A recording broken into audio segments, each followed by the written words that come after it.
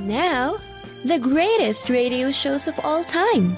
Suspense. The Shadow Node. Washington calling David Harding, counter-spy. Classic radio theater. The Great Gildersleeve. Fibber McGee and Molly. Dragnet. Gunsmoke. The Lone Ranger. Now, step back into our time machine with your host, Wyatt Cox. Good evening, friends of the Inner Sanctum. Science fiction this hour, radio's outstanding theater of thrills, Suspense, an episode entitled Plan X, and it stars that fine dramatic actor, Jack Benny?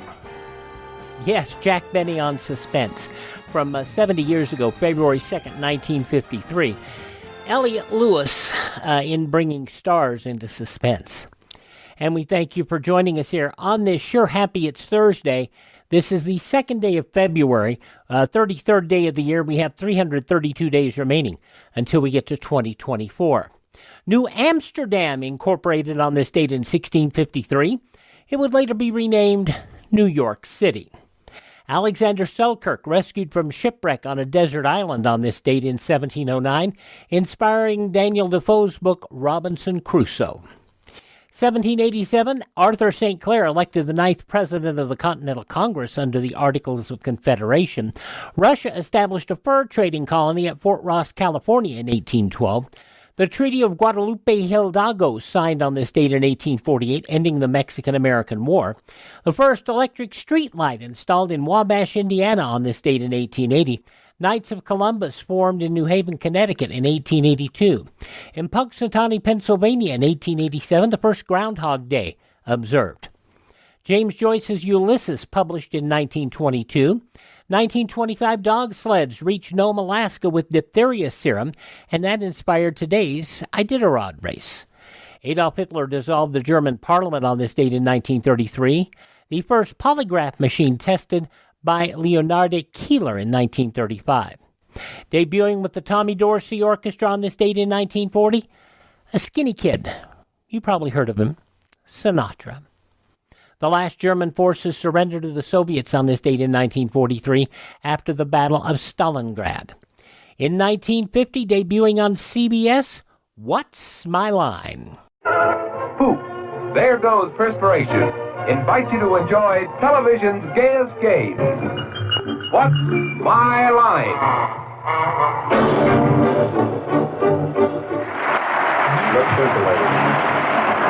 And now let's meet our What's My Line panel of well-known personalities whose lines you already know. First, the popular columnist whose voice of Broadway appears in the New York Journal American and papers coast to coast, Miss Dorothy Kilgallen. And on my left, the noted author and publisher off tomorrow to deliver 10 lectures in 9 days, Mr. Bennett Cerf. On my left is a winsome little lady who is always ready, willing, and gable. Miss Holly Francis. On my left, I have our favorite comedy writer, Hal Chip Off the Old Block. And on my left, we have our master of ceremonies who's starting a new show on traffic courts called What's My Fine, John Daly. Thank you and good evening, ladies and gentlemen. Welcome to What's My Line, presented by Stopette. Once again tonight, we're going to put our cameras close up on a few good folks who have come to us with interesting, varied, and we hope unexpected occupations, all of them hoping to baffle our panel over here and carry home some prizes. An excerpt from the December 2nd, 1951 What's My Line, and the interesting part about that is we don't have any video of it. We just happen to have audio, and we don't know, well, a number of those episodes, early episodes, television, like in radio, were live, and they were not recorded. Goodson Todman found out about that, and they started insisting that CBS make a copy of the kinescopes that they sent for West Coast broadcast for them. So that's how we have a number of those very old episodes from the 1950s and 60s. The show ran for 17 years, and it was truly the class of Sunday night on CBS. It was on this date in 1980, reports surfacing the FBI targeting allegedly corrupt congressmen in the abscam operation. Among those targeted, New Jersey Senator Pete Williams. Were there any allegations that you were involved in a bribe scheme, Senator? I know of no allegations of bribe scheme. Have you ever heard of anything called Abdul Enterprises or something? I know no Abdul. Involved in gambling in Atlantic City, Senator? No. Williams would be convicted on 9 counts of bribery and conspiracy to use his office to aid in business ventures. The Senate moved to censure and expel Williams, but following the censure vote, he resigned. He served 2 years of his 3-year sentence at a federal penitentiary in Newark, New Jersey. He served the remainder of his term at the Integrity House halfway house, where he became a member of the board of directors until his death by cancer in November of 2001. Passing away on this date in history, heavyweight boxer John L. Sullivan, actress Anna Mae Wong, actor Boris Karloff, Sid Vicious of the Sex Pistols, television host Burt Parks passing away on this date, actor Donald Pleasance, fine dancer Gene Kelly, German boxer Max Schmeling, the Spinners Billy Henderson, also the head band leader of the Funk Brothers Joe Hunter, also actor, director, screenwriter Barry Morse of The Fugitive, passing away on this date, and the very delightful comedian Bob Elliott of Bob and Ray. This is the birth date of author James Joyce, also NFL co-founder George Halas, hotelier Howard Johnson, violinist Jascha Heifetz. You hear those references. Ironically, that this show aired on Heifetz's birthday, isn't it? It was always something that Jack Benny also always played with. Author, philosopher Ayn Rand, musician Stan Getz. You remember his work with Astrud Gilberto, the man from Ipanema, the girl from Ipanema, that's what it was. Robert Mandan, a very, very funny comedian. Also actor Jeffrey Hughes, actor Farrah Fawcett, and singer Eva Cassidy. All those folks born on this date in history. Still with us, musician, comedian Tommy Smothers, who insists that mom likes Dick best.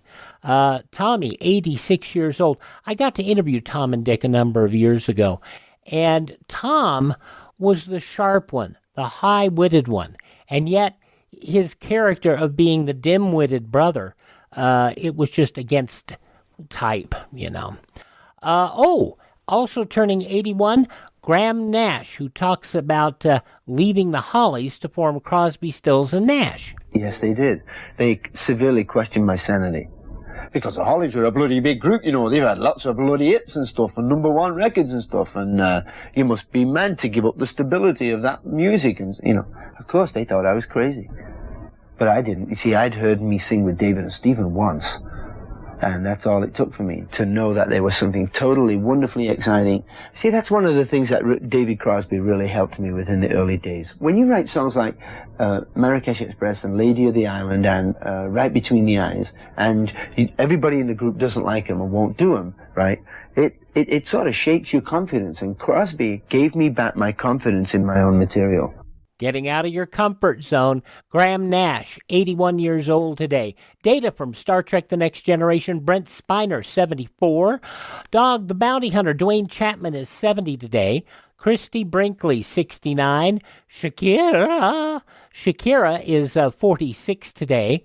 From AEW, Brian Cage, who at 39 years of age is doing very well. Boy, is that fella ripped. I mean, he looks like he's chiseled out of granite. Actress Zosia Mamet is 35 years old today. Those some of the people celebrating the second day of February is their birthday. If this is your birthday... Hi, we're the 4 freshmen, and we just want to say, Happy birthday to you! Radio's outstanding theater of thrill suspense from 70 years ago, February 2nd, 1953. Jack Benny stars in Plan X. Here on Classic Radio Theater with Wyatt Cox on your favorite station. Classic Radio Theater family, you know our friend Mike Lindell has a passion to help everyone get the best sleep of your life. He didn't stop by just creating the best pillow. He created the best bed sheets ever. They look and feel great, which means an even better night's sleep for me because, you know, I'm working like 67 hours a day. Now, Mike's offering the best deal on his Giza Dreams bed sheets ever. You can get a set of Giza sheets for as low as $29.98. You'll never want to sleep on anything else once you slept on a set of Giza Dream sheets. A special offer for you right now. You can get a set of Giza sheets for as low as $29.98. Call 1-800-928-4715. Use the promo code Wyatt. Or go to mypillow.com, use the promo code Wyatt. It's good on anything on the website. That number again, 1-800-928-4715. Use my promo code Wyatt. Thanks for tuning into Classic Radio Theater with Wyatt Cox here on your favorite station. Jack Benny made 4 appearances on Suspense. He first appeared in an episode entitled Murder in G-Flat on April 5th, 1951.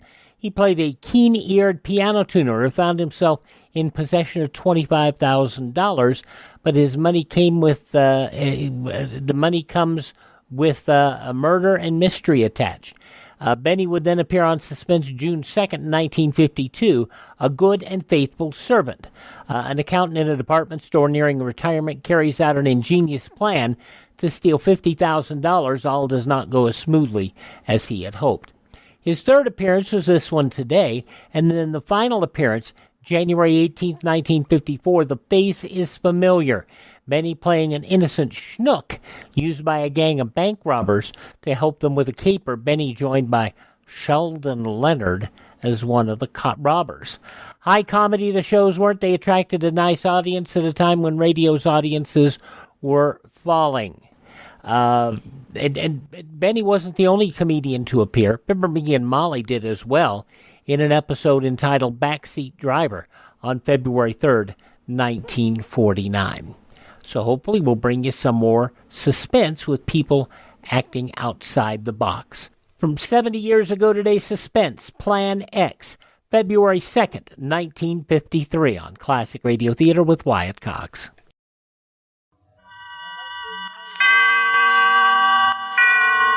Autolite and its 98,000 dealers bring you Mr. Jack Benny in tonight's presentation of Suspense.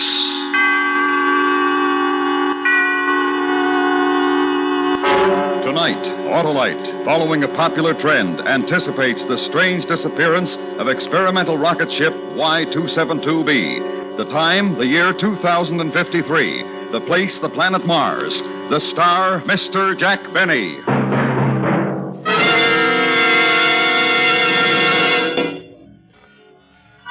And now, Autolite presents transcribed Plan X, starring Mr. Jack Benny, hoping once again to keep you in suspense.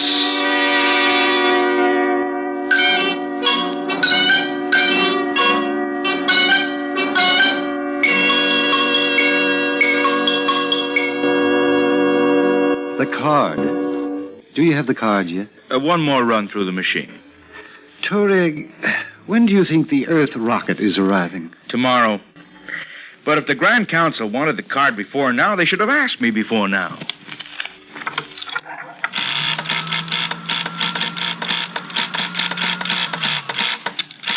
Is that it? Let me see it. Here. 13756. Zeno. Assembly line worker.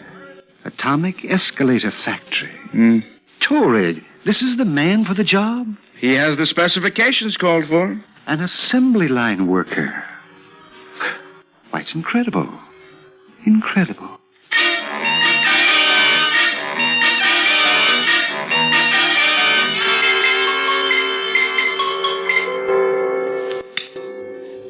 Yes? Yes? Right away. You may go in now, Zeno. The Grand Council is ready for you.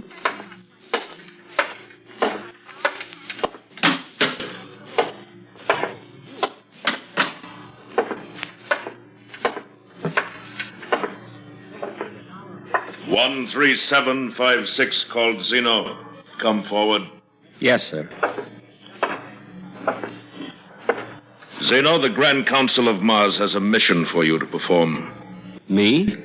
A mission? You have been selected because of the qualities shown on your work and identity card, Form 42-A. Set habit patterns, attention to detail, no strong emotional or biological drives, and complete suppression of imagination. Well, I always pride myself Do not that speak unless questioned, Zeno. The Grand Council has other important matters of state. Of course, of course. You have heard the telephone broadcast that an armed rocket from the planet Earth is approaching Mars. Oh, I did hear something about it, yes. Their course has been plotted as bringing them to a landing on the plain outside the city at 10:14 tomorrow morning. 10:14. You know, I wouldn't mind seeing that. You will see it, Citizen Zeno. Me? You. Well, I'd certainly like to, but I'm due in the atomic escalator factory at 8. I'm on stair treads, you know. And we've arranged a leave from your job. Leave? Well, I'm not arguing with the Grand Council, but I've got a pretty important job there, and... 13756, you've been selected to meet and deal with the Earth rocket. Me? You will put Plan X into operation. Plan X? Citizen Zeno, every Martian for the last 50 years has been thoroughly grounded in Plan X, if and when a rocket should come from the Earth. Oh, Plan X. Oh, you see, I thought you said Plan X, of course. Then you understand and accept the responsibility. Oh, anything to help out. Those assisting you on the mission will be in contact with you. Good. Have the other council members any questions? No, I don't believe so. 13756 called Zeno. You are now officially operating under the provisions of Plan X. Well, thank you.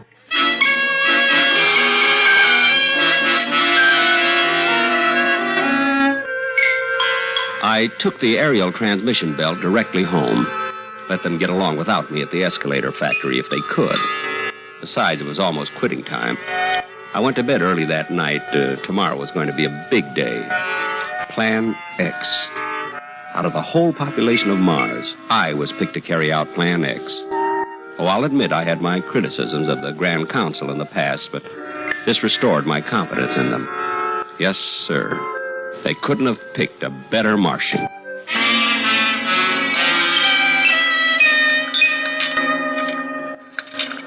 I think I'll have a second cup of ostrich, Mother. Zeno, you haven't time. You'll be late for the factory as it is. As I told you, Mother, I'm on leave. Orders of the Grand Council. Oh, yes, of course, Plan X. But will the Grand Council care if you don't get your job back? There won't be any trouble. They couldn't replace me in stair treads, and they know it. Pass the Gorot, will you, Mother? Here. But it's fattening, Zeno. And I got a hard task coming up, Mother. I owe it to myself. And you will be careful, Zeno. Oh, Mother, if I've told you once, I've told you 1,000 times. It's just an invasion rocket from that stupid planet Earth. So will you stop worrying? Ah, you're just like your father was, Zeno. Too brave for your own good. I am? Well, it's nothing, really.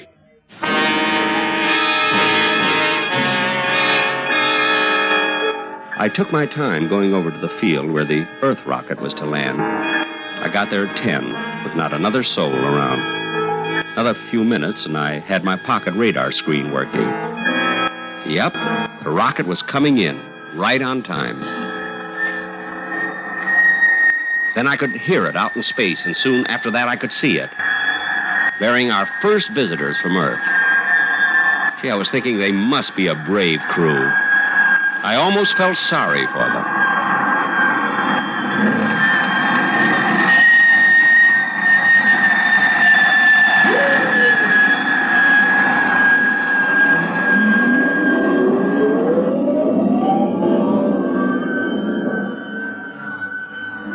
It wasn't a bad landing. Not the greatest, but not bad. After another 10 minutes, a port in the side of the rocket started to swing open, and I walked over. If I do say it myself, I made quite an impression. Commander, look. Great Scott, what is it? Commander, I think we've met our first Martian. All right, keep back, everybody. Dr. Fielding and I will deal with it. Him, whatever it is. Hand me the Martian kit, Parker. All ready, sir? Come on, Fielding. Be ready for anything. Right, Commander. Incredible. Absolutely incredible. I'll try to talk to him. We Earth people, we friends. Friends, we come from out there. Oh, blast it, Fielding. I feel like a fool. Let me try, Commander. We bring you presents. Here, we bring you beads, cloths of many colors. Take them. You wouldn't have something a little more conservative? Fielding, he speaks Esperanto. Incredible, incredible. Gentlemen, welcome to Mars. It's almost as if he was expecting us. Oh, yes, for some days now. Ever since you left Earth, as a matter of fact. You hear that, Fielding? Commander, we may very well be in the presence of a superior race. Well, thank you. You say you expected us? Everyone expected us? Oh, certainly. But you're here alone. Yes. Well, unfortunately, all other adult Martians are, shall we say, unavailable. For how long? Not wishing to pry, but how long are you staying? Well... Yes, Jack Benny in Suspense, Plan X, February 2nd, 1953. You're listening to Classic Radio Theater with Wyatt Cox on your favorite radio station.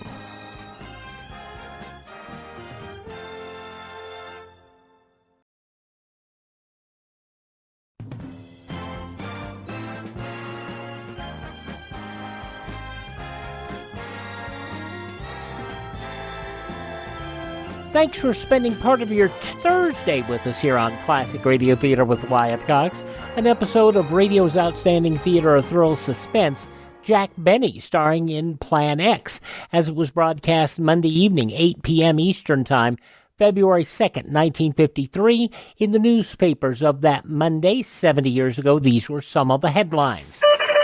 Republicans on Capitol Hill hoping that President Eisenhower's State of the Union message will give the administration a fresh start after the bumps of the last 2 weeks. The president goes before Congress today to unveil the new administration's program for peace at home and sound prosperity around the world. His speech will be televised nationally and broadcast around the globe. Republican members of Congress generally agree that if Eisenhower delivers a forceful message on a well-rounded program, he can bring squabbling GOP factions together and solidify some wavering Democrat support. Secretary of State John Foster Dulles arrived in Paris and told the French people he came here to listen and learn. But he left no doubt in anyone's mind about what he wanted to hear most, that France will stop stalling on getting European unity working. He reminded the French that their leaders had inspired the two great European unity programs, the Schuman Plan for the European coal and steel community, and the Pleven Plan for a European defense community. Gale-tossed tidal seas smashed down seawalls and flooded hundreds of towns and vast farmlands in England, Holland, and Belgium yesterday in one of the worst weather disasters in memory of Europeans. At least 189 persons were drowned. Fears mounted that the final death toll would be much higher. Scores were missing. The U.S. was reported yesterday to be informing friendly governments of a decision by President Eisenhower to unleash Chinese nationalist forces on Formosa for action against Chinese communists on the mainland. Authoritative officials said last week, barring a change of plan, the policy change would be announced in President Eisenhower's State of the Union address, which we will deliver to a joint session of House and Senate today.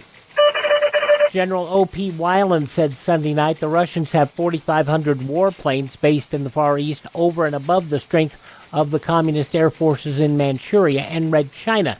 The disclosure by the commanding general of the U.S. Far East Air Forces, about 5 times greater than previous authoritative estimates of 700 to 1,000. A determined drive to legalize wiretapping renewed on Capitol Hill yesterday, with prospects that this Congress may move in where its predecessors have shied off. Congressman Keating, the Republican of New York, a leader of a bipartisan campaign in the last 2 Congresses, took the lead again with the demand that lawmakers unshackle the hands of federal investigators in dealing with spies and traitors. The biggest vice scandal to rock New York in 20 years reaches a courtroom climax today when Margarine heir Mickey Jelke III faces a parade of sophisticated young women whose charms he is accused of peddling in cafe society. The 23-year-old heir to a $3 million fortune goes on trial in General Sessions Court in New York City on charges of living out the proceeds of prostitutes and of compulsory prostitution. If convicted, he could be sentenced to almost 150 years in prison. Those some of the day's top news stories as reported in the newspapers of Monday, February 2nd, 1953, on your radio 70 years ago today, Suspense, which continues now on Classic Radio Theater with Wyatt Cox. They've taken to the hills, have they? No need to be afraid of us. No need at all. There's no one in your city over there? Mainly unavailable. But I'll be glad to show you around. Martian hospitality, you know. Amazing. Can we go right away, Commander? I'll get Connie. You can call her, Fielding, but we don't want to blunder into a trap. All right, men. All in. Parker, take 3 men and stay here for rocket guard. Yes, sir. Ready, Fielding? All set, Commander. Connie, I want you to meet our first Martian. Dr. Fielding, I don't believe it. Miss Morrison, this is, 13756, called Zeno. Miss Morrison, this is Zeno. How do you do? Well, how do you do? Incredible. But he's almost handsome in a strange way. And he speaks our language. Maybe a trick of some kind. Expedition force, on to... It's a little difficult to pronounce. On to the city!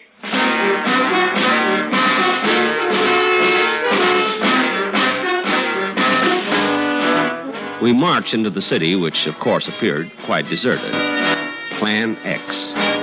I showed them a few of the sights, the canals, the Og factory, and the hall of the Grand Council. I was walking alongside of Connie, Miss Morrison, who was most unlike the women of Mars.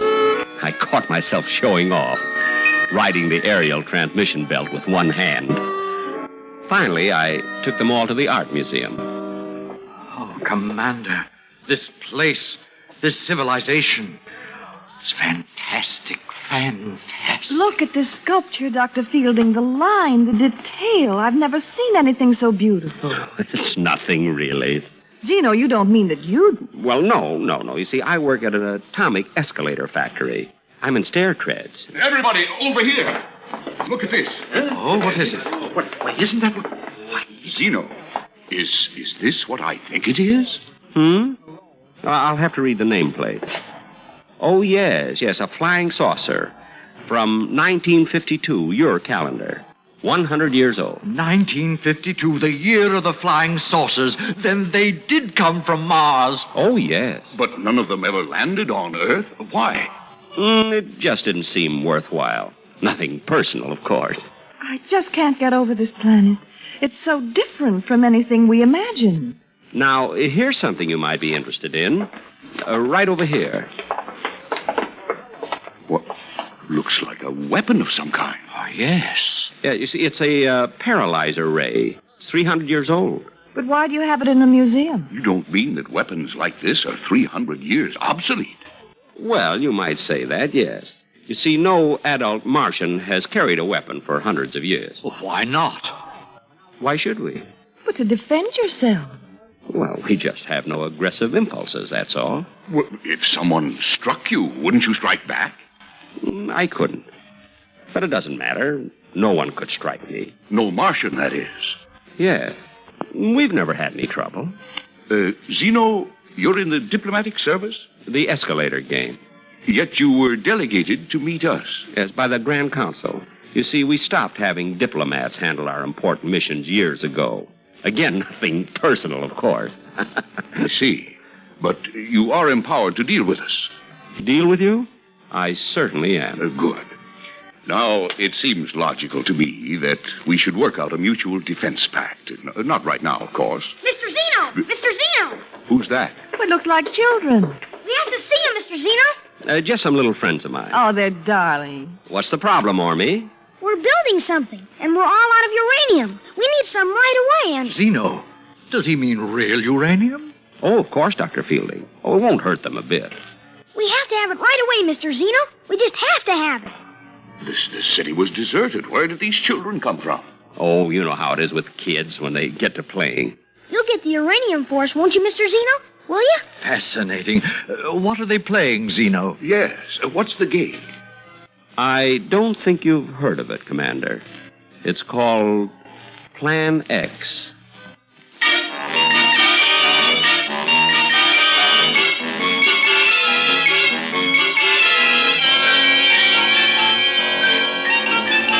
Autolite is bringing you Mr. Jack Benny in Plan X. Tonight's presentation in radio's outstanding theater of thrills, Suspense.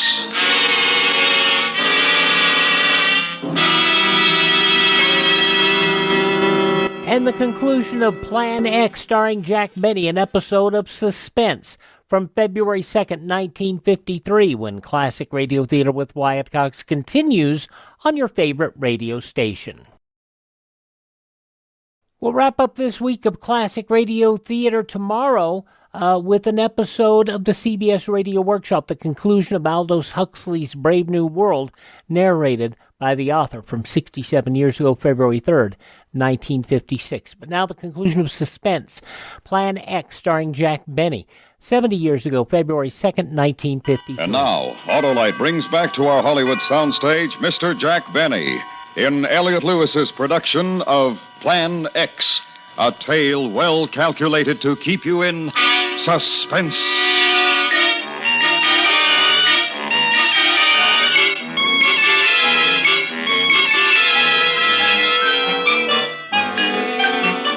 For the next week, I showed the Earth expedition around the city, signed a few treaties, and had several long conversations with Miss Morrison. Well, not too long, but I felt we were building a solid friendship. It was too bad it was coming to an end. You're not going out again this evening, Zeno? Mother, so I've been out 2 evenings in a row. It doesn't have to be fatal, you know. This is the time of year you always get that chest cold. Oh, chest cold, chest cold. Anyway, Mother, I have to go over to the rocket. Don't they plan to go back to Earth tomorrow? They plan to, yes. Miss Morrison promised to take a little farewell walk with me this evening. Don't let her keep you out in the moonlight too long, Zeno. Mother, why, that's the most ridiculous thing. You just don't know how attractive you are. Now, Mother, Miss Morrison and I are merely friends. And to think of anything beyond that is just... Mr. Zeno! Mr. Zeno! We're almost finished the game, Mr. Zeno. Good. All finished, Army? Just about. It's tomorrow morning at 8:45, isn't it? 8:45. Anything else you need, Army? I mean, any more uranium? No, I just wanted to make sure it was 8:45. Well, see you in the morning, Mr. Zeno. Goodbye, Mrs. Zeno. See you in the morning, Army. Such a cute little fellow, Zeno. And smart. Is he? Mother, you have no idea.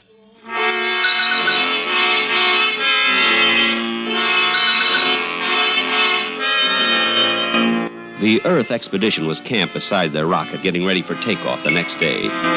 Connie, Miss Morrison, waved when she saw me coming. I waved back, and then she smiled at me, and I smiled back. It was a beautiful evening. We walked out over the plain, Connie and I, and then we sat down quite close. Connie lit a cigarette, and I opened up a package of Gurkhag. Zeno. Yes, Connie. Miss Morrison. Connie. How is it you're not married, Zeno? Don't Martians believe in it? Oh, definitely. But there's Mother and...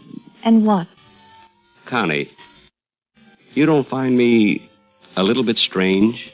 You mean because you're a Martian? Not exactly. You see, even to Martian girls, I'm a little bit strange. I find you very attractive, Zeno. Really?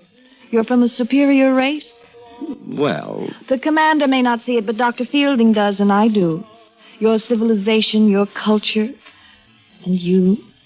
Actually, I'm... What are the other Martians like? You know, I seem to feel there are people all around, watching, waiting, and yet we've seen only you. And the children, of course. Yes, and the children. They've been playing around the rocket all day. Yes. Zeno, what'll happen to this planet, this beautiful planet, when the next Earth rocket comes? And the next one? Connie, I'd almost like to stay here. Or I wish we'd never come. None of us. Connie, there's something I... What, Zeno? What is it? It's just that it's getting cold. Maybe we better go back.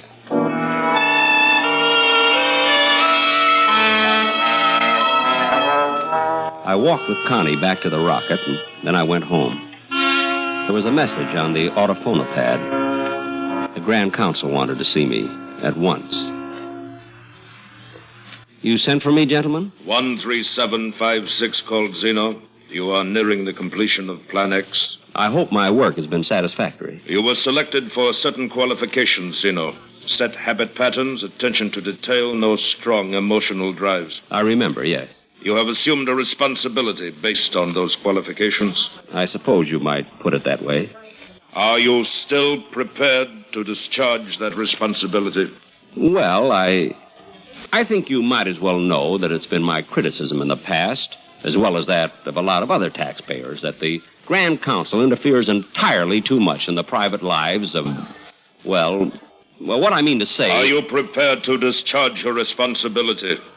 But about Connie, I mean Miss Morrison, isn't there some way... You know that there is not.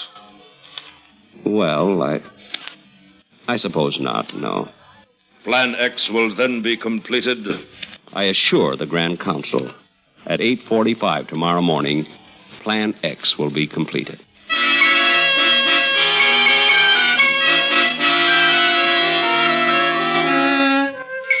I didn't sleep well that night. Mother was worried when I hadn't any appetite in the morning. She thought it was the start of one of my chest colds. Purposely, I didn't go out to the rocket until almost 8:40. They were blasting the motors, getting ready to take off.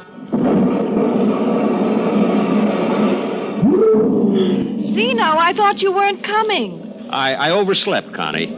That is, I didn't really oversleep, but... The children have been here for an hour.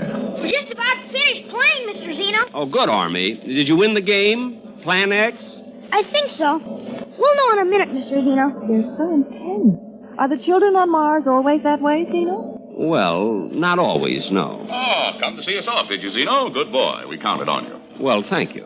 Come over here, Fielding. Yes, Commander. Connie, Fielding, Zeno here has been so helpful to us that I've come to a decision. That's very nice of you, but I'm pretty well stocked up on beads right now. A different kind of a present. Zeno, I've decided to invite you to come with us to Earth. To Earth? How about it, Zeno? We're taking off in 16 minutes at 9 o'clock. How about it? Well, it's not that I don't appreciate your thinking of me, but Mother would worry and... You see, we need you, Zeno. That's not true. Well, I'm afraid it is. You see, I think Zeno is a much more important man than a worker in an elevator factory. Escalator. I'm in stair trends. And if we have Zeno along the next time we come back to Mars, we'd be much less likely to run into, well, an ambush. I'm afraid he's right, Connie. He's not right. How about it, Zeno? Thanks, but no. Commander, those kids, they've got some sort of a ray gun set up. Fielding. Is it real, Fielding? Why, it looks like it, Commander. Get Zeno over in front of us, quick. Now they can't shoot without hitting him. Get your gun out, Parker. You mean the kids, Commander? If we have to, yes. Tell them not to fire on us, Zeno. I'm sorry, Connie. Really sorry. Oh, it's all right, Zeno. Do what you have to do. Shall we shoot, Mr. Zeno? Have your gun ready, Parker. It wouldn't do any good, Commander. All right, Army. Plan X.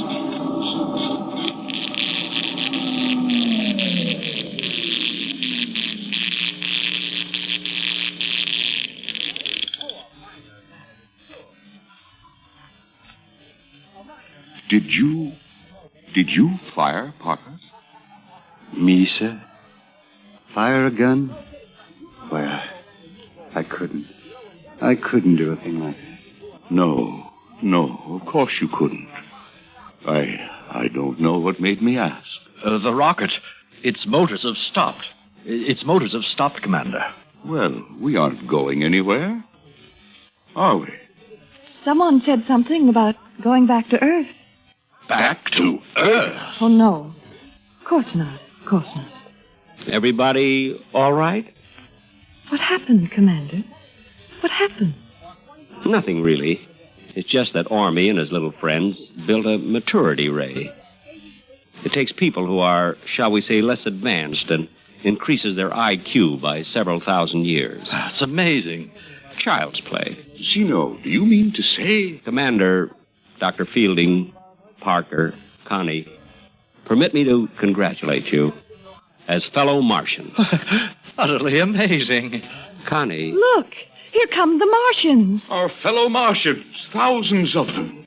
They're coming to welcome us. Connie... Oh, look at them. Oh, they look so handsome, so intelligent, so... Connie... Yeah, excuse me, Zeno. I'll be back, Commander. I have to go to them. I'll be back.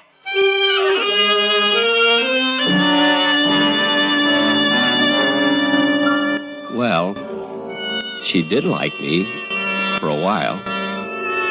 Before Plan X. But she did like me. Even just for a while. That's something, isn't it?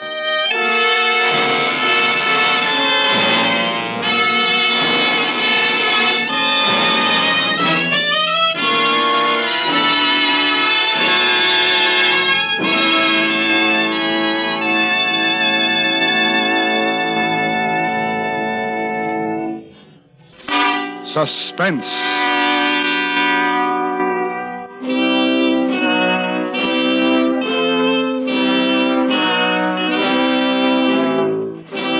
Suspense is transcribed and directed by Elliott Lewis, with music composed by Lucien Morawick and conducted by Lud Gluskin. Plan X was written for Suspense by Richard Powell. Featured in tonight's cast were Mary Jane Croft, Norma Varden, John McIntyre, Truda Marson, Howard McNear, William Conrad, Jack Crucian, Joseph Kearns, and Stuffy Singer. The Jack Benny Show may be heard every Sunday on the CBS Radio Network. February 2nd, 1953, Suspense on Classic Radio Theater with Wyatt Cox. Just time to remind you to come visit my webpage, classicradio.stream. Stream our shows, learn about building a classic radio collection of your own. Contact me there, and if you like what we do, you can buy me a copy. That's all at classicradio.stream. Have a great Thursday. Thank this station. Support their advertisers.